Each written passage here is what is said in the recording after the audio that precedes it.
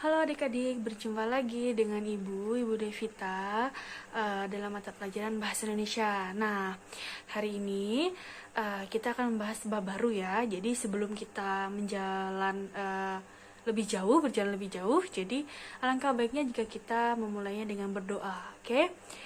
Persiapkan diri kalian. Menurut kepercayaan masing-masing, berdoa dimulai. Selesai. Oke. Nah, adik-adik, jadi Ibu ingatkan ya, untuk kesehatan kalian semua, kalian jangan dulu ngumpul-ngumpul, jangan dulu keluar-keluar, karena memang terutama beleleng lagi genting-gentingnya lagi, jadi virusnya semakin membahayakan lagi. Padahal kemarin sudah sempat beleleng masuk dalam zona hijau ya, tapi seketika itu juga bisa menjadi zona merah kembali. Nah, oke. Jadi tetap kalian harus menjaga kesehatan, tetap makan makanan yang sehat, terus jangan dulu kumpul-kumpul, jangan dulu mainan sama temen-temennya ya. Jadi betah-betahi dulu, stay di rumah. Oke. Nah, baik, pada hari ini kita akan membahas bab baru nih. Nah, kalian bisa lihat di slide. Kita akan membahas tentang teks eksposisi. Nah, apa sih Bu itu teks eksposisi? Oke, kita akan mendalaminya. Nah, yang pertama kita akan membahas pengertiannya terlebih dahulu. Oke, kita lihat di slide ya. Nah, apa itu teks eksposisi? Oke, jadi teks eksposisi merupakan teks atau paragraf atau karangan yang terkandung sejumlah informasi dan pengetahuan yang disajikan secara singkat, padat, dan akurat. Nah, pendapat lain menyatakan bahwa teks eksposisi ini adalah jenis atau ragam teks yang memiliki fungsi menyampaikan gagasan-gagasan berupa pemikiran tentang suatu topik. Nah, paragraf eksposisi ini bersifat ilmiah atau dapat dikatakan non-fiksi. Nah, jadi lebih simpelnya, jadi teks eksposisi ini pasti merupakan teks yang fakta atau teks yang real atau yang bersifat ilmiah itu tadi. Nah, jadi jika kalian masih belum mengerti tentang tentang pengertian teks ini, jadi kita setelah ini akan mendalaminya. Oke, kita lihat di slide. Nah, kita akan membahas tentang ciri-ciri dari teks eksposisi. Oke. Baik adik-adik, ada yang tahu nih tentang ciri-ciri teks eksposisi nih? Ada yang tahu? Nah, jadi Ibu akan jelaskan ya. Yang pertama itu bersifat objektif. Nah, Bu, bersifat objektif itu seperti apa sih, Bu? Seperti itu ya. Jadi bersifat objektif itu yakni pembahasan itu persoalannya dan tidak menggunakan kata atau frasa yang bersifat menarik emosional. Nah, maksudnya menarik emosional ini yakni menarik emosional dari pembaca sehingga tidak memihak kepada pihak apapun. Nah, jadi teks ini merupakan teks yang tidak memihak ya. Jadi netral saja. Itu yang disebut dengan bersifat objektif. Oke. Nah, selanjutnya yang kedua yakni bersifat informatif. Nah, apa itu Bu bersifat informatif? Informatif yakni artinya itu setelah dibaca, pembaca merasa mendapatkan informasi tambahan. Nah, jadi biasanya teks eksposisi itu banyak sekali menyimpan atau mengandung tentang informasi dalam menambah pengetahuan atau nambah wawasan seperti itu ya. Nah, yang ketiga, teks itu memuat fakta. Nah, teks yang memuat fakta. Nah, faktanya itu bagaimana? Nah, faktanya itu dapat berisi data berupa angka. Nah, misalnya nanti Ibu akan berikan contoh pada teks bahaya narkoba. Di sana banyak sekali teks-teks yang berisikan tentang angka itu ya. Jadi atau tingkat kasus trafficking selama sedekade terakhir. Nah, itu kan berarti tingkatan kasusnya itu kan benar-benar ada atau benar-benar terbukti seperti itu, atau benar-benar ada buktinya seperti itu. Jadi bisa dilacak atau memang benar-benar terjadi seperti itu ya. Nah, yang keempat itu menggunakan bahasa baku. Nah, dengan regam laras ilmiah dan gaya bahasa yang lugas. Nah, selain itu tanda baca dan ejaan juga sangat diperhatikan, yang ditulis berdasarkan kamus bahasa Indonesia atau kamus ejaan bahasa Indonesia. Nah, jadi penulisannya itu sangat diperhatikan dalam teks ini ya. Oke, jadi hanya ada 4 ciri-ciri umum dalam teks eksposisi. Nah, oke, selanjutnya kita akan membahas, kita bisa lihat di slide. Nah, ada jenis-jenis teks eksposisi. Wah, ada banyak sekali ya jenis-jenis teks eksposisi ya. Oke, berdasarkan pola pengembang paragrafnya ya, teks eksposisi menjadi 8, maksud Ibu ya, menjadi 8.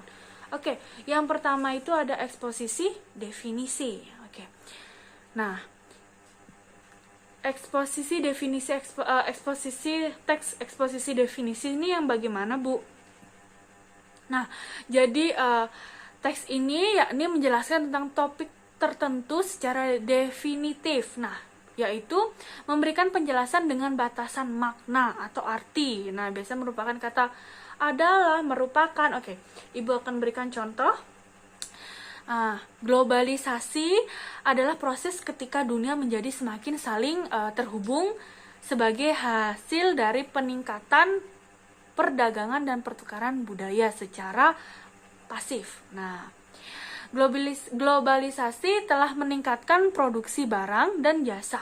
Perusahaan yang dimaksud bukan lagi perusahaan nasional, tetapi perusahaan multinasional dengan anak perusahaan di banyak negara. Nah, jadi itu merupakan teks eksposisi definisi, yakni menjelaskan suatu makna. Oke, di sana dia menjelaskan tentang pengertian atau menjelaskan tentang apa itu globalisasi, ya.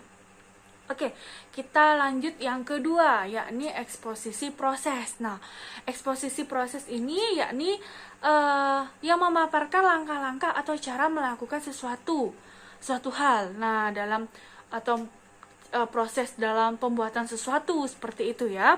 Nah, contohnya itu ketika seseorang menulis teks eksposisi. Nah, langkah awalnya adalah menentukan topik. Nah, menentukan topik yang kemudian dituangkan ke dalam judul. Nah, jadi sebelum dia menulis itu dia menentukan topik dulu, topik apa yang akan dituangkan dalam judul teks eksposisi seperti itu ya. Nah, setelah itu baru pernyataan penulis berdasarkan fakta yang terjadi. Nah, setelah itu dituangkan juga ke dalam bagian tesis nanti. Nah, yang di dalamnya juga terdapat posisi penulis adalah pro ataukah kontra. Jadi itu nanti penulislah yang menjadi pro dan kontranya, itu penulis yang punya wewenangnya atau memiliki pilihan di bagian itu ya. Oke, yang ketiga kita lihat yakni eksposisi ilustrasi. Nah, eksposisi ini bertujuan untuk memberikan gambaran atas suatu ide nyata agar pembaca dapat memahami dengan baik. Nah, penggambaran ini melihat kesamaan sifat dari yang satu topik ke topik yang lain. Nah, dengan ciri-ciri biasanya terdapat konjungsi seperti, atau, bagaikan, dan nomina ibarat. Nah, oke. Sebagai contohnya agar kalian lebih paham ya. Nah, salah satu tanda pemanasan global adalah peningkatan suhu udara di bumi. Nah, pada suatu kondisi tertentu, suhu udara di bumi diibaratkan pemanasan mesin kendaraan bermotor. Dampak pemanasan global dapat dirasakan dengan panasnya udara di sekitar kita. Udara yang pada umumnya dirasakan biasa, kini sudah melampaui batas normal. Nah, hal itu seperti halnya mesin motor yang memanas karena dikendarai secara terus-menerus. Nah, itu merupakan contoh dari eksposisi ilustrasi seperti itu. Nah, kita lanjut, ada eksposisi pertentangan. Nah, eksposisi ini berisi topik yang dijelaskan dari sisi kontradiksi. Nah, yang biasanya berhubungan dengan topik yang lain. Nah, ciri-ciri eksposisi pertentangan terletak dari penggunaan konjungsi intrakalimat seperti tetapi dan sedangkan, ataupun konjungsi antar kalimat seperti akan tetapi, meskipun demikian, namun, sebaliknya. Nah, contohnya ya. Oke, contohnya seperti ini. Terdapat keunikan yang sangat menarik dari planet Merkurius ya. Dari planet Merkurius. Nah, lama rotasi dan revolusi planet ini berbanding terbalik. Nah, untuk berevolusi mengitari matahari, Merkurius membutuhkan waktu selama 88 hari. Sebaliknya, untuk berputar pada porosnya, 59 hari adalah waktu yang dibutuhkan oleh planet Merkurius. Perbedaannya sangat mencolok dengan bumi yang hanya membutuhkan waktu 1 hari saja. Nah, pada teks ini yakni perbandingan tentang planet Merkurius dan bumi ya dalam revolusi atau lamanya rotasi ya, lamanya rotasinya saat berputar. Oke. Nah, jadi itu teks yang membandingkan. Itu sudah sangat jelas ya bahwa planet Merkurius dibandingkan dengan bumi seperti itu. Oke. Selanjutnya ada eksposisi perbandingan.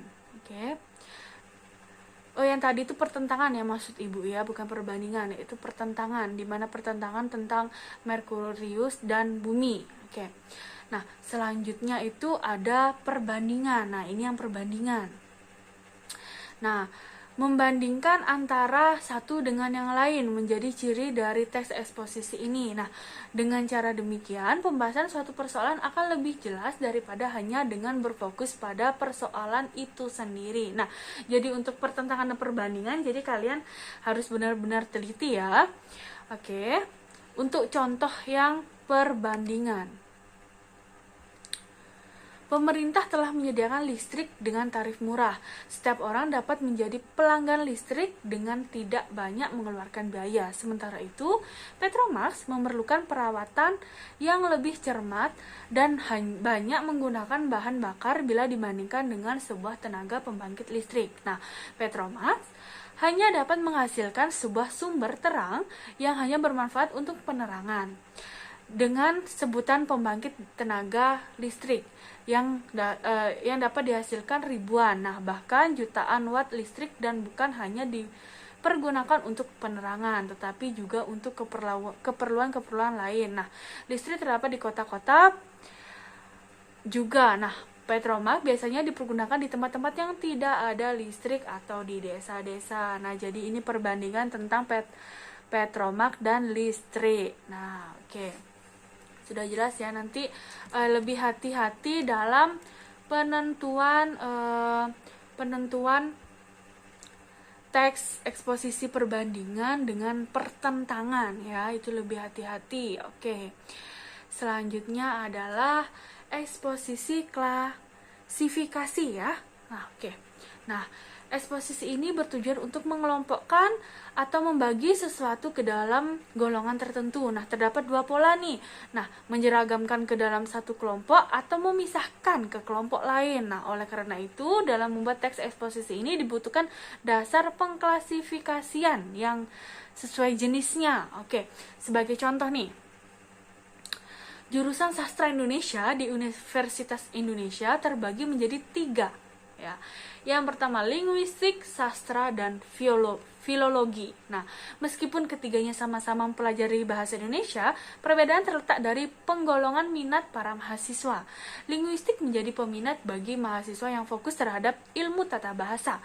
Sementara itu, mahasiswa yang menaruh perhatian utama pada seni yang mediumnya bahasa menempatkan bahasa sebagai peminatan. Nah, filologi dikhususkan untuk para mahasiswa yang ingin menelusuri bahasa Indonesia klasik yang dipelajari dari naskah-naskah kuno. Nah, jadi untuk eksposisi klasifikasi itu menjelaskan tentang sesuatu dan dibutuhkan dasar pengklasifikasiannya yang jelas ya, sesuai dengan jenisnya. Misal jurusan bahasa Indonesia itu dibagi menjadi 3 apa saja, seperti itu. Oke, atau misal menjelaskan tentang SMK menjadi memiliki 2 jurusan, yakni asisten keperawatan dan akomodasi perhotelan, misal seperti itu ya adik-adik. Oke, selanjutnya ada eksposisi berita nih. Nah, eksposisi ini berisi informasi yang biasanya terdapat pada media massa yang bersifat aktual dan faktual. Nah, informasi yang diangkat itu berupa peristiwa-peristiwa tertentu. Nah, kalian kan pasti sudah sering nih menonton di TV-TV kan, untuk berita-berita yang sedang marak-maraknya, seperti itu ya kan. Oke, contohnya Ibu berikan contoh juga. Nah, Ketua Badan Eksekutif Mahasiswa Universitas Indonesia, Mani Margama Hendra, menjadi sorotan publik setelah aksinya menyatakan secara lantang bahwa DPR adalah singkatan dari Dewan Pengkhianat Rakyat. Nah, aksinya tersebut dilontari dari bentuk protesnya yang mewakili suara para mahasiswa Indonesia yang menolak RKUHP.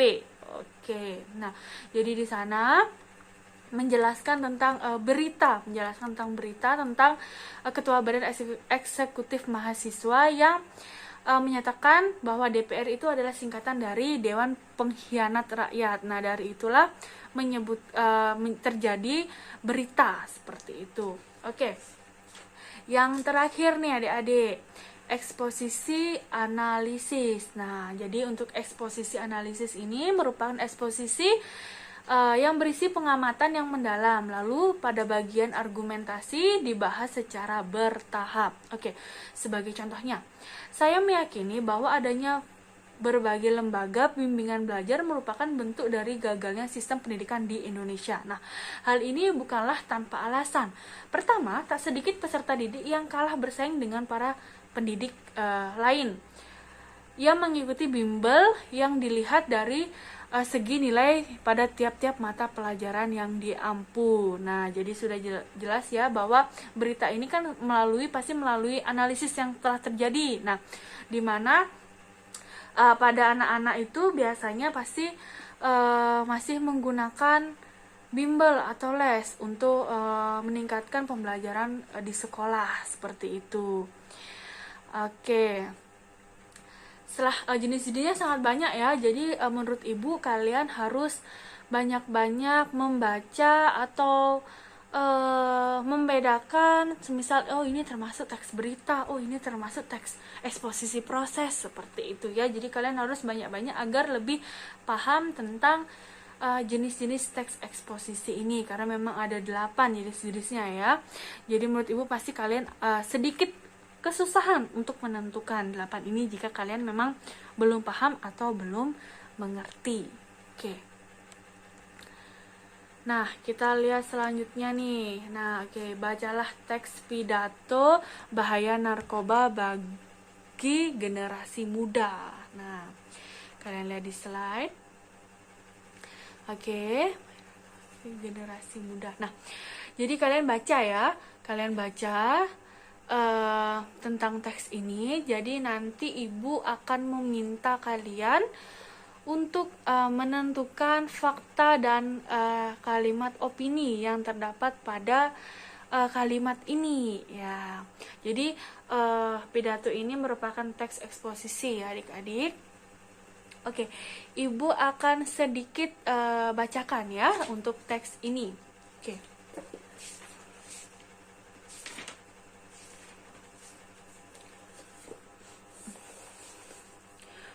Bahaya narkoba bagi generasi muda. Nah, Assalamualaikum warahmatullahi wabarakatuh. Salam sejahtera bagi kita semua. Bapak Kepala Sekolah yang saya hormati, Bapak dan Ibu Guru yang saya taati, serta teman-teman yang saya kasihi. Sebelum menyampaikan pidato saya tentang bahaya narkoba bagi generasi muda, izinkanlah saya mengajak Bapak, Ibu, serta hadirin semua untuk mensyukuri nikmat Tuhan. Oke. Hanya berkat nikmat Tuhanlah kita dapat bertemu dalam kegiatan seminar hari ini. Nah, Bapak, Ibu, serta hadirin yang saya hormati. Oke. Dewasa ini narkoba telah menjadi ancaman yang sangat mengerikan bagi generasi muda, yang berarti juga menjadi ancaman bagi keberlangsungan bangsa Indonesia. Nah, Kementerian Hukum dan Hak Asasi Manusia hingga tanggal 13 Mei 2013 mencatat ada 158.812 narapidana dan tahanan di Indonesia, yang 51.899 maksudnya orang diantaranya terkait kasus narkoba. Nah, dari jumlah itu 759 orang diantaranya adalah produsen narkoba. Nah, 3.751 orang bandar narkoba, 16.432 orang pengedar narkoba, dan 1.621 orang penadah. Jumlah penyalahguna narkoba sebanyak 7 juta orang, dan sebagian besar diantaranya adalah para pelajar SMP, SMA, bahkan SD. Bisa jadi, data yang terungkap itu hanya fenomena gunung es.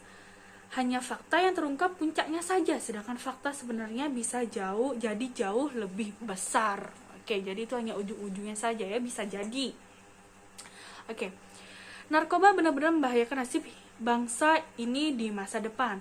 Efek kerusakan akibat minuman keras dan narkoba ini tidak hanya mengenai diri sendiri, akan tetapi juga orang-orang di sekitarnya. Tak hanya dalam skala kecil seperti keluarga, tetapi juga dalam skala besar. Miras dan narkoba akan menghancurkan sendi-sendi pembangunan nasional. Nah, secara ekonomi akan sangat banyak dana yang dihambur-hamburkan untuk memberi barang-barang haram itu, kemudian mengobat mereka, membiayai berbagai upaya pencegahan bahayanya, belum lagi efeknya bagi pertahanan dan keamanan nasional. Nah, jadi setengah saja yang Ibu bacakan ya.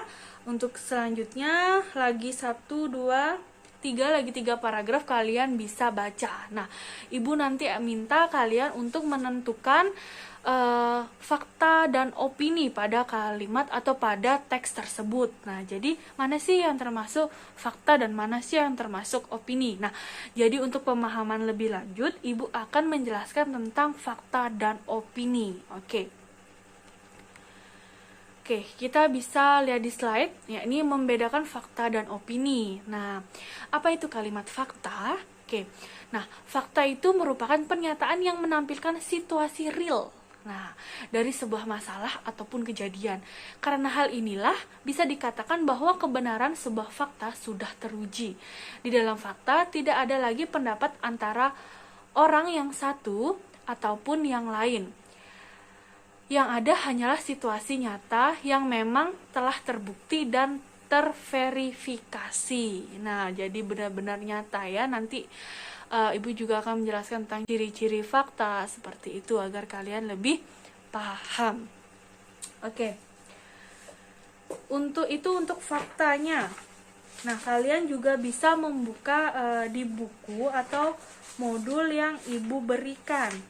Nah, di sana juga sangat banyak contoh dari fakta dan opini. Oke.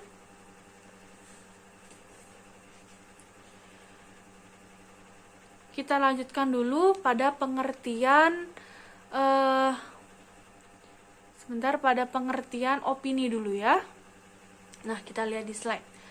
Sementara itu banyak juga pendapat yang menggunakan tentang arti sebuah opini. Nah, salah satunya adalah Leonardo via Sumirat yang menyatakan opini adalah suatu sikap atau pendapat seseorang mengenai sebuah persoalan atau keadaan yang pernah maupun sedang terjadi. Nah, opini antara satu orang dengan orang lainnya cenderung tidak sama. Sebab dipengaruhi pola pikir, pengetahuan, serta lingkungannya dalam menanggapinya situasi ataupun persoalan tersebut. Nah, lebih simpelnya seperti ini.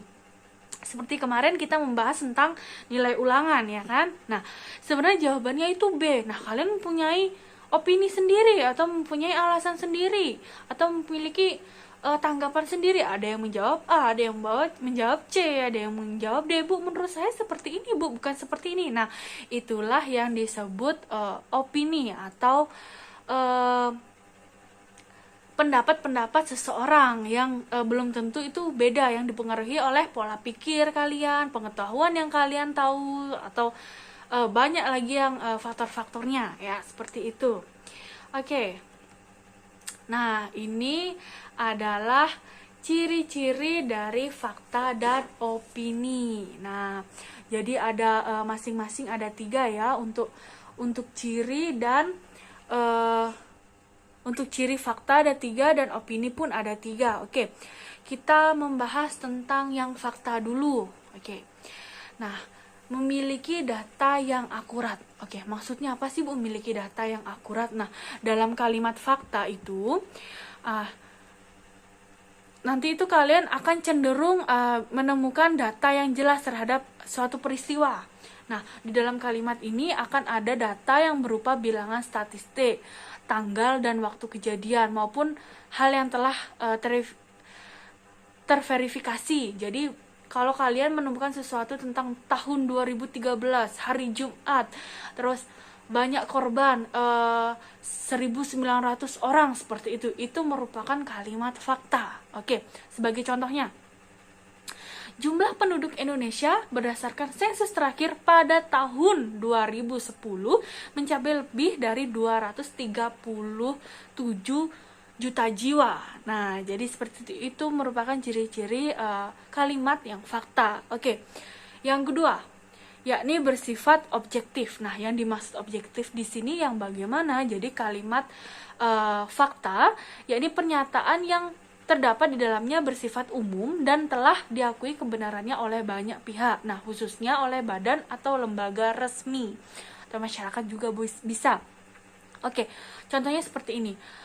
Berdasarkan catatan Komnas Perempuan, angka kekerasan dalam rumah tangga pada 2015 meningkat sebesar 9% dibandingkan pada tahun 2014. Nah, itu menjelaskan tentang statistik peningkatan pada tahun 2015 dan 2014 gitu ya. Jadi peningkatan 2014 meningkat jadi 9% pada tahun 2015. Nah, ini merupakan statistiknya. Nah, jadi yang begini-begini pasti merupakan teks fakta atau kalimat fakta, ya. Oke. Selanjutnya benar-benar terjadi nih. Oke.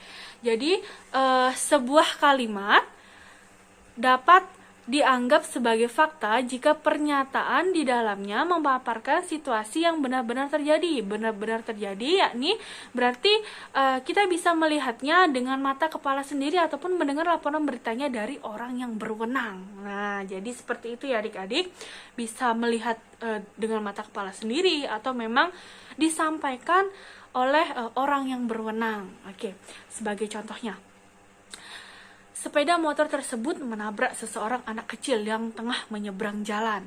Nah, jadi kan berita-berita seperti ini sebenarnya kalian kan pasti sering ya, bukan anak kecil, maksudnya kecelakaan, berita-berita kecelakaan ya kan. Nah, jadi oke, mungkin contoh yang terjadi saat ini. Nah, pada awal tahun 2020, Indonesia terserang virus mematikan, yakni corona. Nah, seperti itu merupakan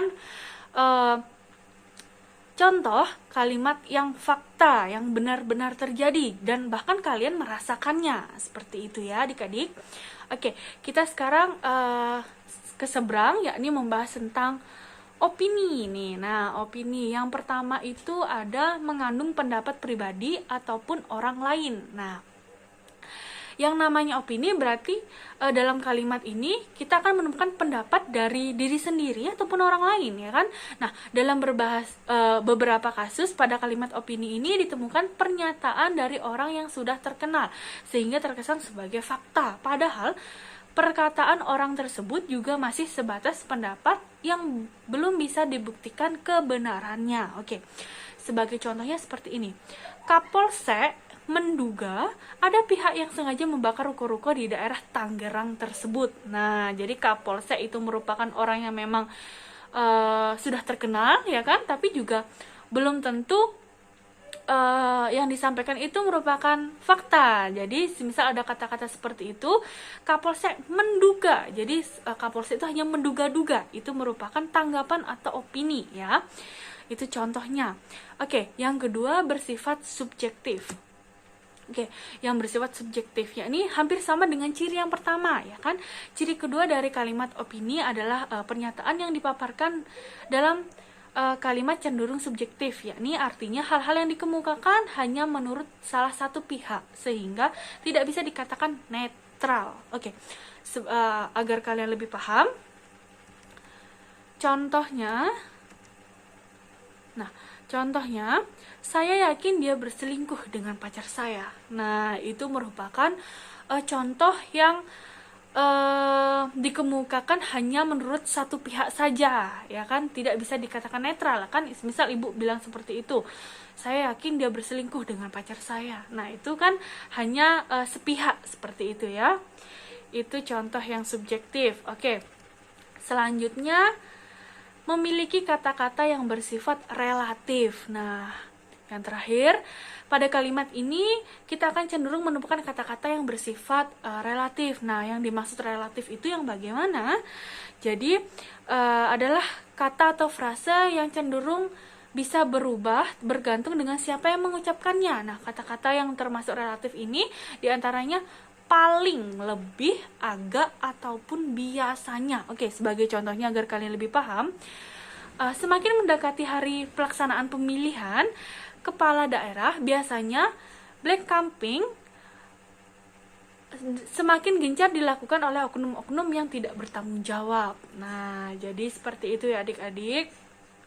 Bisa menggunakan kata paling, lebih, agak, atau biasanya. Nah, itu merupakan kalimat-kalimat tentang opini yang ciri-cirinya yakni memiliki kata-kata yang bersifat relatif. Oke, jadi biasanya kalau ada yang kata-kata seperti itu berarti adalah kalimat opini.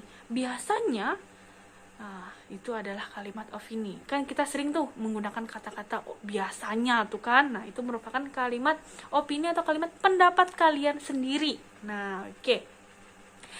Jadi itulah ciri-ciri dan fakta, ciri-ciri dari fakta dan opini. Nah, jadi kalian harus banyak-banyak nih. Jadi tidak harus pelajaran bahasa Indonesia. Semisal begini, kalian sedang membaca sesuatu di koran atau di majalah. Jadi kalian iseng-iseng nih, semisal kalian membaca, oh ini termasuk kalimat fakta nih, oh ini termasuk kalimat opini. Nanti kedepannya kalian akan terbiasa untuk menentukan kalimat fakta dan opini. Nah, jadi nanti kalian akan tahu nih, itu pendapat apa fakta, seperti itu akan lebih mudah adik-adik. Nah, oke.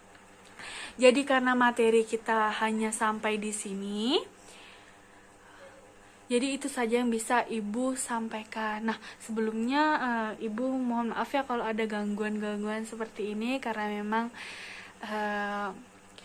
di sini mungkin sedikit ramai ya, pasti ada suara-suara yang mengganggu. Oke. Baik adik-adik, itu saja materi pada hari ini.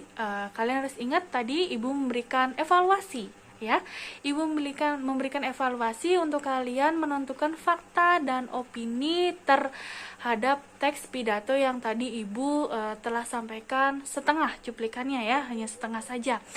Kalian baca, kalian tentukan fakta dan opininya, oke? Nah, sebelum Ibu tutup, Ibu ingin mengingatkan kembali untuk adik-adik untuk selalu stay di rumah. Jangan dulu kemana-kemana, jangan dulu adik keluyuran kemana-kemana, oke?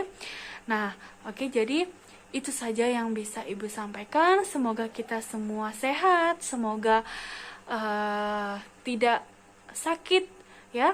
Dalam hal tidak sakit, jangan sampai terkena virus ya.